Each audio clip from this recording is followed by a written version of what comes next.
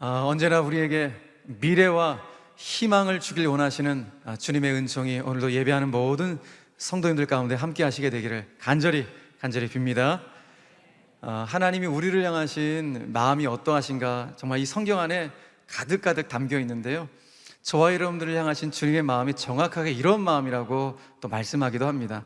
예레미야서 29장 11절 말씀 보니까 여호와의 말씀이니라 너희를 향한 나의 생각을 내가 안다. 그건 평안이요 재앙이 아니니라. 다 같이 시작. 너희에게 미래와 희망을 주는 것이니라. 아멘. 이게 저와 여러분들 향하신 하나님의 마음이래요. 미래와 희망을 주겠다. 여러분들이 정말 이 말씀을 믿으신다면 지금 여러분들이 처하신 처지와 형편이 어떠하든지 간에 이미 여전히 여러분들은 희망의 사람이요 축복의 사람인 줄로 믿으시길 바랍니다. 우리 이번 한 주간 또 이 믿음을 가지고 힘차게 출발을 했으면 좋겠습니다. 어린아이들이 보는 그림 동화책 중에 나는 강물처럼 말해요, 나는 강물처럼 말해요 라는 동화책이 있습니다. 이 동화책이 어떻게 보면 참 은혜가 된다라고 표현을 하기가 좀 뭐하지만 그래도 좀 감동이 되는 그런 동화책인데요, 내용이 이렇습니다. 말을 더듬는 한 소년이 있었습니다. 말을 더듬는 분들은 이 말 더듬는 게 얼마나 참 고통스럽고 남들 앞에 참 서지 못하는 그런 장애물이 되는가 아마 잘 아실 텐데요, 이 아이도 말을 심하게 더듬다 보니까 학교에 가서도 항상 맨 뒷자리에 앉아 있고 하루 종일 누군가가 자기한테 말을 안 걸었으면 좋겠다, 내가 오늘도 말을 안 했으면 좋겠다, 이런 바람이 가득했던 아이가 이 소년이었습니다. 그러니 그 고통이 얼마나 클까요? 어쩌다가 선생님이 지목을 해갖고 질문을 하면은 깜짝 놀라는 것이죠. 그럼 선생님 질문을 하셨으니까 말을 해야 되는데 말이 더듬더듬 그 말을 할 때마다 얼굴이 찡그러지고 얼굴이 뒤틀려지고 이렇게 됩니다. 그 모습을 본 친구들은 그 아이를 보면서 키득키득 웃어댑니다. 그러면 이 아이는 점점 그 마음이 위축이 돼가죠. 자기 아들이 이런 모습이라는 걸 너무 잘 아는 아빠는 그래서 가끔 가다가 학교를 갑니다. 그리고 이 아이를 데리고 강가로 가죠. 어느 날도 이 아이를 찾으러 온 아빠가 방과 후에 아이를 데리고 아이가 자주 가는 강가로 아이를 데려갑니다. 아이는 아빠와 함께 강가를 걷는 것을 굉장히 좋아하는 아이입니다. 그날도 이 아빠가 강가를 거닐면서 아이에게 얘기를 했습니다. 얘야, 아들아, 너 저 강물이 어떻게 지금 흘러가고 있는지 보이지? 너도 이 강물처럼 말을 한단다? 라고 아빠가 말을 하는 거예요. 너도 이 강물처럼 말을 한단다. 아이 입장에서는 이게 무슨 말이지? 내가 강물처럼 말을 한다고? 아빠의 말을 생각하다가 물끄러미 강물을 바라보니까 아이의 눈에 강물의 이런 모습이 들어온 것입니다. 그냥 흘러가는 강물 속에서 물거품을 이는 강물이 있고 막 소용돌이 치는 강물이 있고 굽이치다가 부딪히는 강물이 있고 그럼에도 불구하고 끊임없이 흘러가는 그 강물의 모습이 아이의 눈에 들어오게 된 것입니다. 그러니까 아이는 본 거예요. 뭘 보았습니까? 흘러가는 강물도 잠시 지체하고 더듬거릴 때가 있구나 라는 사실을 알게 되면서 그 모습이 이 아이에게 너무 큰 위로가 되고 나중에 아이는 친구들에게까지 이 강물의 이야기를 해주게 됩니다. 이것이 이 동화책의 이야기인데 참 감동이 되죠. 어쩌면 저와 여러분들도 강물 같은 인생을 산다 해도 과언이 아닐 것입니다. 살다 보면은 참 예상치 못한 인생의 소용돌이가 막 칠 때가 있고 또 우리의 인생길이 굽이치는 인생길을 만날 때가 참 많이 있기 때문에 그렇습니다. 그렇기 때문에 인생을 가다가 때로는 빠르게 내디딜 때도 있지만 그렇게 흘러갈 때도 있지만 때로는 잠시 더디게 지체할 때도 있는 것이 우리네 인생이기도 합니다. 그렇게 우리의 인생을 강물로 비유하자면 남들보다 여러분들이 조금 더 빨리 간다고 괜히 의시되거나 우쭐될 것도 없고 그렇다고 남들보다 조금 더디게 가고 지체해야 한다고 여러분들이 위축되고 주눅들 필요도 없습니다. 중요한 것은 내 인생이 흘러가는 방향이 제대로만 가면 됩니다. 내 삶과 신앙이 흘러가는 방향이 올바르기만 하면 언젠가는 반드시 우리는 축복의 바다에, 그 영원이라는 바다에, 은혜의 바다에 당도하게 될 줄로 믿으시길 바랍니다. 그러므로 중요한 것은 지금 내가 수많은 인생의 소용돌이를 만나고 굽이치는 또 여러 가지 파도가 만난다 할지라도 내가 지금 과연 주님이 원하시는 그 길, 그 방향, 그 지향을 향하여서 내가 지금도 걸어가고 있는가, 이 부분을 끊임없이 물어봐야 하는 것이 신자의 아름다운 모습인 것이죠. 그러므로 오늘도 우리는 물어봐야 됩니다. 내 신앙이 하나님이 기뻐하시는 방향으로 흘러가고 있는가? 내가 정말 예수 잘 믿고 제대로 믿고 있는가? 내가 정말 구원받은 백성답게 내가 지금 살고 있는가? 나는 매 순간 주님이 그렇게 말씀하시는 저 천국을 향하여서 저 천국 사모하며 내가 살고 있는가? 이런 질문들을 늘 하는 것. 어떤 질문입니까? 우리 신앙의 바른 지향점을 묻는 이 질문들이 우리 가운데 꼭 있어야 됩니다. 그런 차원에서 오늘 우리가 읽은 본문은 우리가 꼭 물어봐야 될 신앙의 바른 지향점이 어디 있는가라는 것을 우리 가운데 보여주는 본문이라는 점에서 굉장히 의미가 있다고 말할 수 있을 것입니다. 그래서 오늘 저는 여러분들하고 우리가 신앙의 여정 속에서 반드시 꼭 붙잡아야 될, 어떤 경우에도 놓쳐서는 안 될 우리 신앙의 바른 지향점이 무엇인가, 두 가지를 오늘 본문 속에서 발견하고 함께 기도하기를 원하는 것입니다. 그 첫 번째는 무엇인가 하면은 예수님은 결코 나를 버리지 아니하신다는 이 믿음, 이것이 바로 우리의 인생길 가운데 반드시 붙잡고 나가야 될, 결코 놓쳐서는 안 될 우리 신앙의 바른 지향점임을 오늘 본문을 통하여 깨닫게 됩니다. 예수님이 결코 나를 버리지 않으시다는 거, 여러분 아멘이십니까? 와, 이것만 생각하면 너무 감사한 거예요.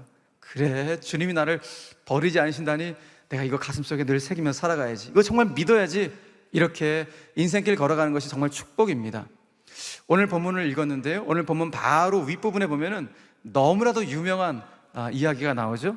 예수님께서 보리떡 5개와 물고기 2마리로 수천 수만 명의 사람들을 먹이시는 소위 오병이어의 사건이 나타납니다. 실로 엄청난 대기적이 일어나게 된 것입니다.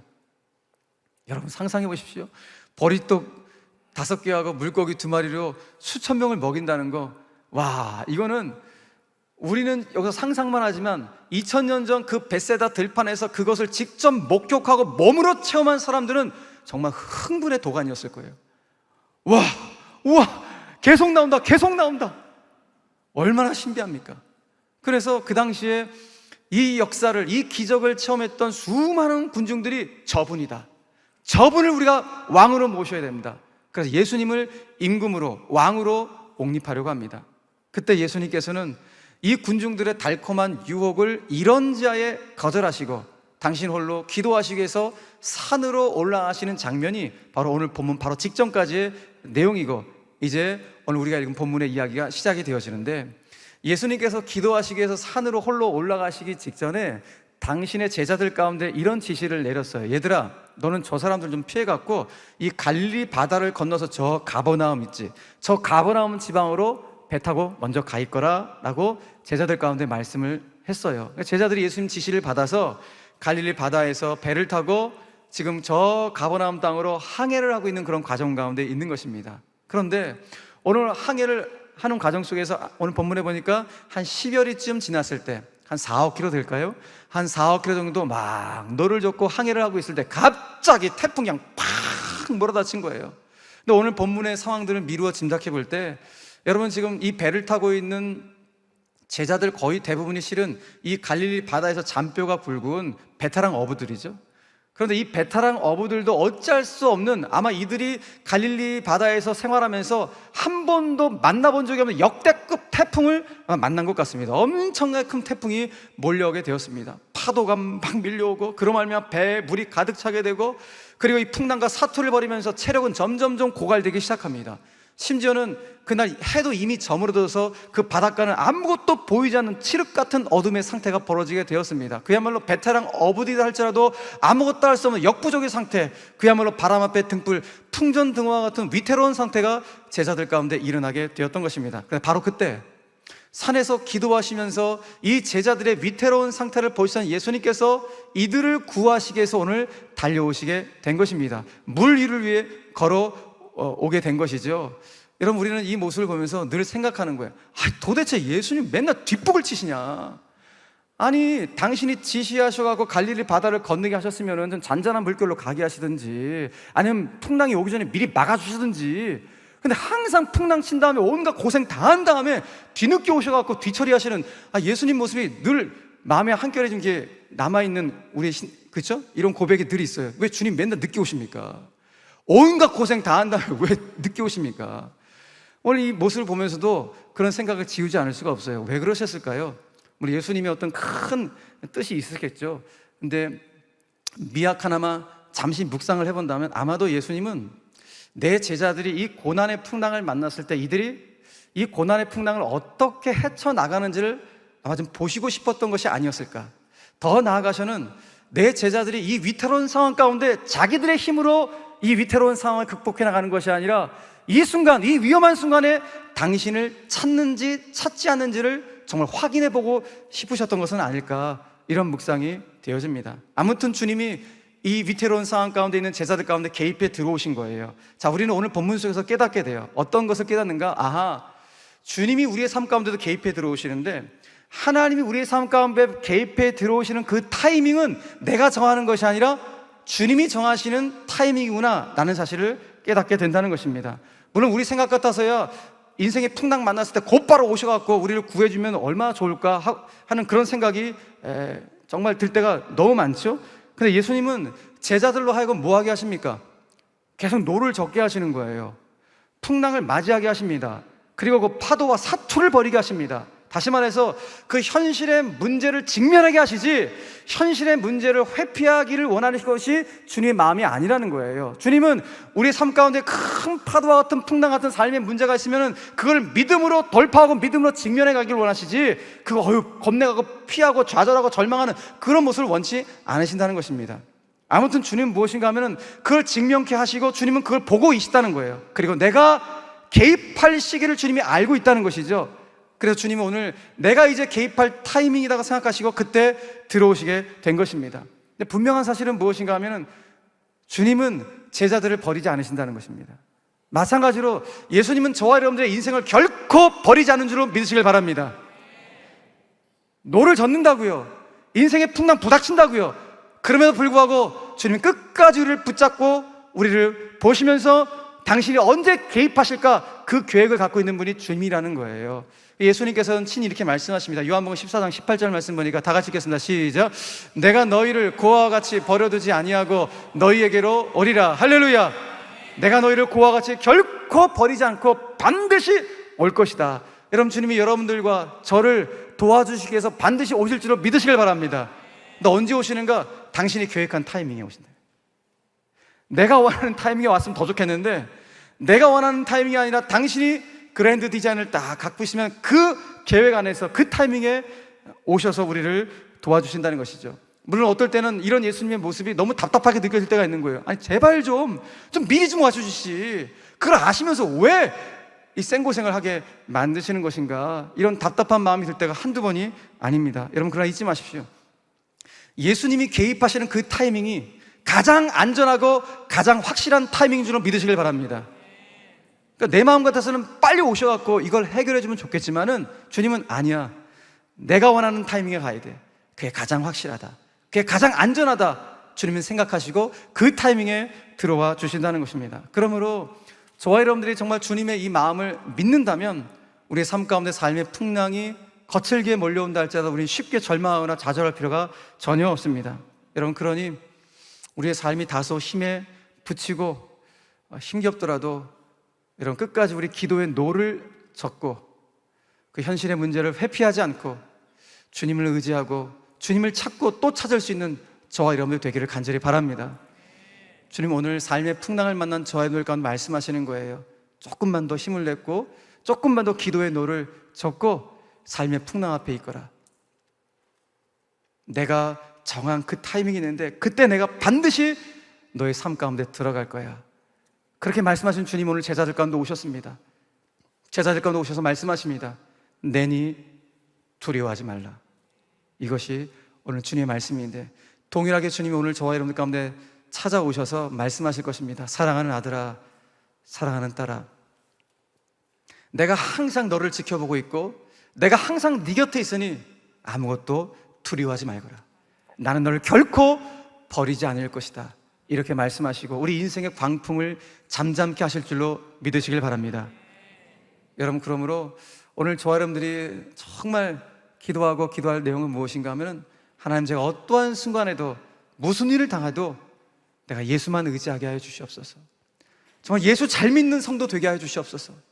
예수 정말 신뢰하는 성도 되게 하여 주시옵소서. 이것이 저와 여러분들의 고백이 되었으면 좋겠어요. 그래서 찬송가 543장의 고백이 우리의 평생의 고백이 되었으면 좋겠는데요, 시는 이렇게 말을 하죠. 어려운 일 당할 때 나의 믿음 적으나 의지하는 내 주를 더욱 의지합니다. 세월이 지나갈수록 더욱 주님을 의지하겠습니다. 아니, 무슨 일을 당해도 내가 예수를 의지하겠습니다. 노랫말로 그치는 가사가 아니라 진짜 신앙이 고백이 되어서 정말 무슨 일을 당해도 예수만 의지할 수 있는 저와 여러분들 되기를 간절히 바랍니다.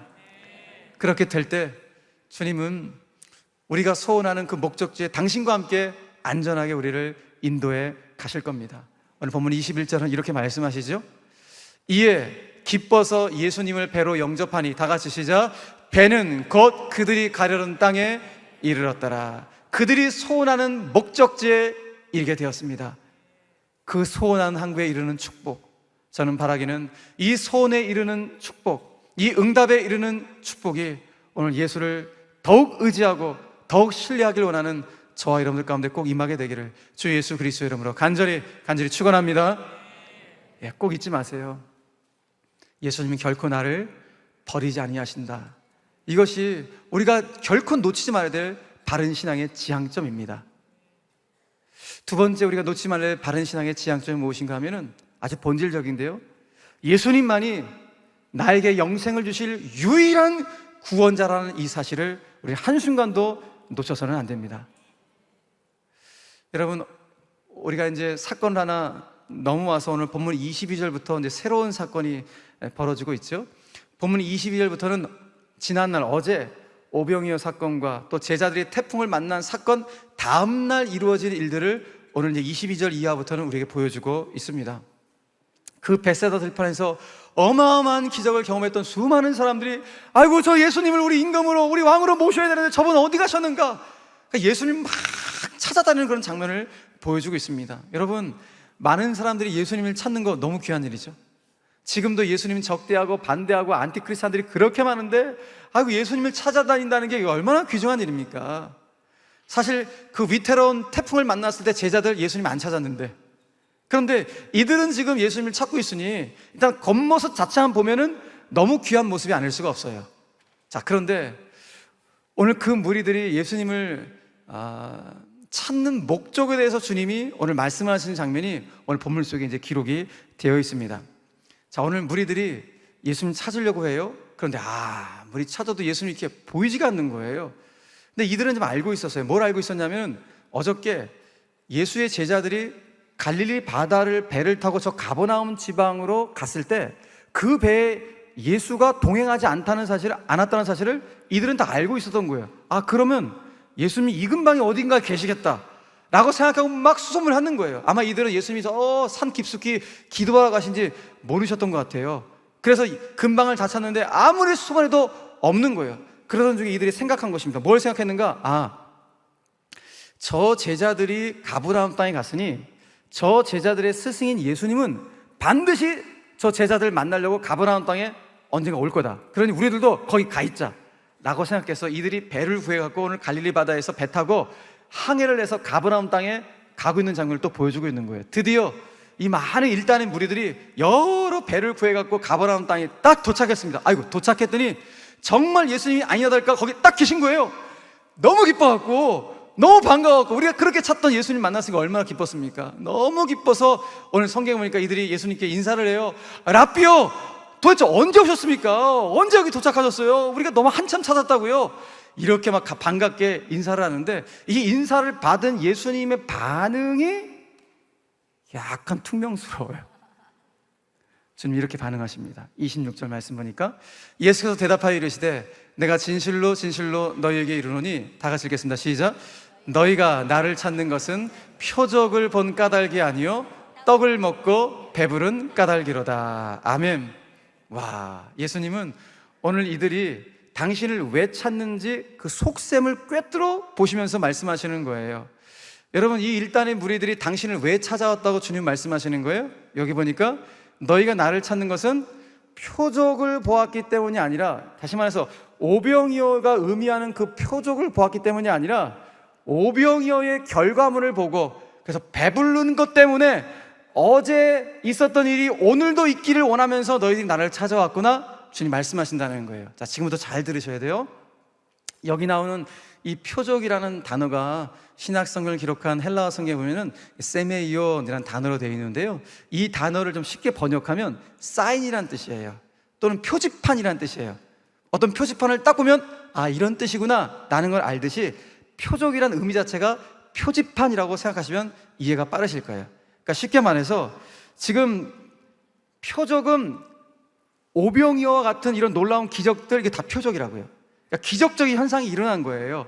근데 표적은 그런 기적적인 결과물, 기적적인 현상에 의미를 두는 것이 아니라 이 기적을 누가 일으켰는가, 다시 말해서 이 기적을 일으키신 분이 예수님인데 그 예수님이 누구신가를 드러내기 위한 그 영적인 표지판 역할을 하는 것이 표적이다라고 성경은 말씀하고 있는 거예요. 자, 그러므로 예수님께서 오늘 오병이어의 기적을 일으키신 목적은 단순히 수많은 사람들의 배를 채우기 위해서 이 기적을 일으키신 것이 아니라 그 기적을 통해서 예수님이야말로 아무것도 없는 무에서 유를 창조하시는 창조주 하나님이시다, 예수님이야말로 굶어주는 많은 사람들에게 진짜 생명을 주시는 진짜 참 구원자가 예수님이시다, 이거를 드러내기 위한 것이 오병이어의 표적의 목적이었다는 거예요.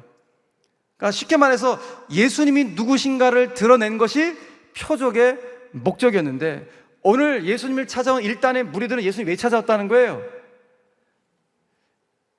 예수님이 어제 오병이어의 기적을 통해 수만 명의 사람들을 먹이셨는데 그때와 똑같이 오늘도 우리에게 배를 채워주시옵소서. 자신들의 욕망의 배를 채우기 위해서 예수님 찾아왔다고 주님이 그걸 알고 이 부분을 지적하고 있다는 것입니다. 그래서 예수님께서 이들의 어떤 지향점이 좀 예수님의 모습하고는 반대죠. 그래서 이들의 잘못된 신앙의 지향점, 이들의 잘못된 신앙의 방향점을 짚어주십니다. 그래서 주님이 오늘 마지막으로 이런 말씀을 주시는데, 자, 오늘 27절 말씀을 같이 한번 읽겠습니다. 시작. 썩을 양식을 위하여 일하지 말고 영생하도록 있는 양식을 위하여 하라. 아멘. 아, 현대인들을 살아가는 우리 입장에서는 이 말씀이 이게 뭐지? 일하지 말라는 뜻이야, 뭐야? 이런 난감한 그런 말씀이 아닐 수가 없죠. 그런데 오늘 예수님께서 말씀하시는 썩을 양식을 위하여 일하지 말라는 것은 일단 우리의 생계를 위해서 일을 해서는 안 된다, 이런 의미가 결코 아니라는 거예요. 근데 어떤 분은 이 말씀을 성도들 가운데 잘못 해석해갖고, 여러분들도 예수 믿으면 먹는 거 걱정하지 마, 안 해도 돼요, 뭐 노력 안 해도 돼, 예수만 잘 믿으면 주님이 알아서 책임져, 생계를 위해서 일할 필요 전혀 없어, 교회일만 열심히 하라고, 막 이런 식으로 해석하는 분들이 잘못돼도 완전 잘못된 해석이 아닐 수가 없습니다. 여러분, 성경 우리에게 말씀하시잖아요. 데살로니가 후서 3장 10절 말씀하니까 다 같이 시작. 누구든지 일하기 싫어하거든 먹지도 말게 하라. 일하기 싫어하거든 먹지도 말라는 것이 성경의 가르침인데, 여러분, 우리는 생계를 위해서 최선을 땀 흘려 일해야 돼요. 예수 믿는 자는 더더욱 생계를 위해서 정말 땀 흘려 최선을 다해서 일을 하셔야 되고, 심지어 그 일용할 양식을 놓고 주님께 간구하시고 기도까지 하셔야 돼요.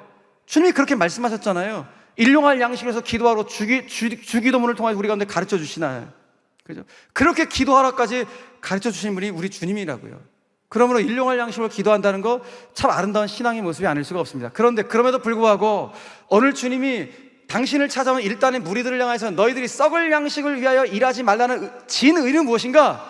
너희들이 나를 찾는 목적이 그저 나를 경제 해결에, 그 경제 문제를 해결하는 해결자로 정도로만 나를 인식해서는 안 된다. 너희들이 원하는 소원만 이루어지는 그 정도 해결자 수준으로 나를 인식해서는 안 된다. 이것이 오늘 이들 가운데 주님이 외치신 말씀이었던 것입니다. 그런데 오늘 오병이어의 기적을 경험했던 이 수많은 무리들은 생각한 거예요. 야, 우리가 이 엄청난 기적을 경험했으니 저분만 우리의 임금으로 모시기만 하면 우리 노력할 필요 없고 땀 흘릴 필요 없고 일할 필요 전혀 없고 예수만 그냥 잘 믿으면은 그냥 먹는 문제 다 해결 끝! 이것이 이들이 생각했던 거예요. 여러분, 물론 한번 보세요. 이 일단의 무리들이 예수님을 찾아온 거 일단 너무 귀한 일이에요. 예수님 안 찾는 사람들이 그렇게 많은데 예수님 찾아왔다는 것 자체가 너무너무 귀한 거예요. 그런데 오늘 이들이 예수님을 찾아온 목적 자체, 처음부터 마지막까지가 다 이 세상에 또 다른 떡을 얻기 위해서 예수님을 찾아왔다는 거예요. 예수님을 찾은 목적이 그게 다였다는 게 이게 큰 문제였다는 것입니다. 그래서 오늘 주님은 그 문제를 꼬집고 계시는 것이죠. 자, 그렇다면 오늘 이 본문을 읽은 저와 여러분들이 오늘 대답을 해야 됩니다. 그렇다면 나는 지금 예수님을 내가 지금 왜 찾고 있지? 나는 무엇 때문에 예수님을 믿고 있지? 이 본질적인 부분들을 우리가 늘 묻고 또 물을 수 있어야 됩니다. 오늘 이 무리들은 예수님을 그저 내가 원하는 소원을 응답해주는 그 정도 수준, 내 경제 문제를 해결해주는, 내 배를 채워주는, 내 욕망의 배를 채워주는 그 정도 수준으로 인식을 하죠. 그러니까 예수님에 대해서 예수님이 구원자고 뭐 길과 진리와 생명이건 참 생명자건 전혀 관심 없어요. 그저 내 배만 채워주면 돼요. 이것이 일단의 무리들이었다면, 그렇다면 나는 예수님 지금 왜 찾고 있는가?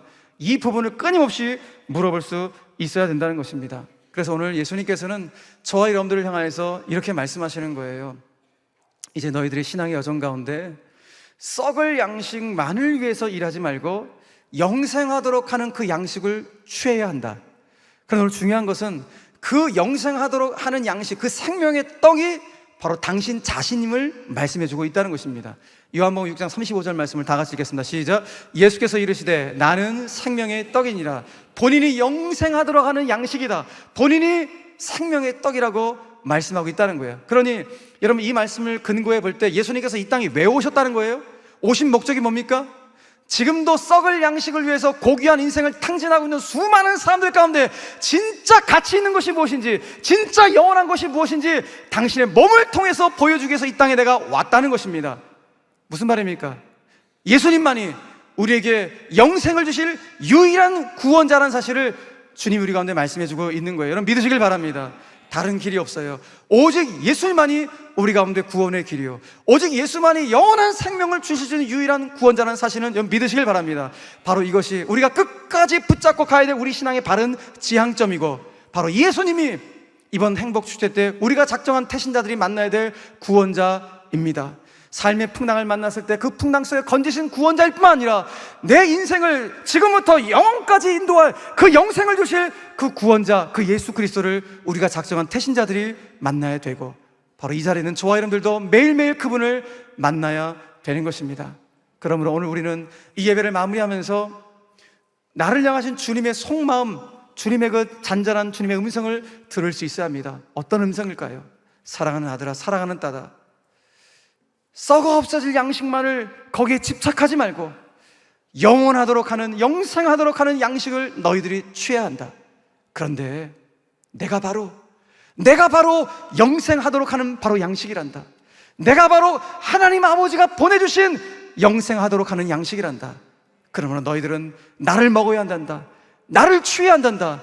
다시 말해서 나를 믿어야 한단다. 너희를 향하신 하나님 아버지의 뜻이 무엇인지 아니? 그것은 나를 제대로 믿어 너희들의 영생을 얻는 것이 너희들을 향한 하나님 아버지의 뜻이란다. 이것이 바로 오늘 주님이 저 여러분들 가운데 말씀하시는 주님의 음성인 줄로 믿으시길 바랍니다. 예수님께서 이렇게 말씀하십니다. 요한복음 6장 40절 말씀 다 같이 읽습니다. 시작. 내 아버지의 뜻은 아들을 보고 믿는 자마다 영생을 얻는 이것이니. 할렐루야. 예, 저와 여러분들을 향하신 하나님 아버지의 가장 본질적으로도 가장 기본적인 뜻이 무엇인가? 내가 예수 잘 믿어서 그 영생 붙잡고 살아가는 거예요. 예수 제대로 믿는 것입니다. 여러분, 우리 신앙생활 하고 있는데 이왕 신앙생활 하는 거 정말 예수 잘 믿어야 되지 않겠습니까? 예수 제대로 믿어야 되지 않겠습니까? 그런데 이 믿음이 여기서 끝나는 것이 아니라 주님이 나를 부르시는 그날까지 이 믿음을 부여잡고 가야 되는데, 그때 그 영생, 나에게 주신 그 영생이 끝까지 놓쳐지지 않을 수 있도록 주님, 이 믿음 나에게 끝까지 허락해 주시옵소서. 이것이 저와 여러분들의 정말 간곡한 기도의 제목이 되기를 간절히 바랍니다. 저는 바라기 이 자리에서 예배드리는 저와 여러분들이 나를 향하신 하나님 아버지의 가장 본질적이기도 기본적인 뜻은 다른 것이 아니라 내가 정말로 이 땅 가운데 예수 잘 믿어 그 영생을 붙잡고 살아가는 것, 그것이 하나님 아버지의 뜻이라는 사실을 꼭 기억했으면 좋겠습니다.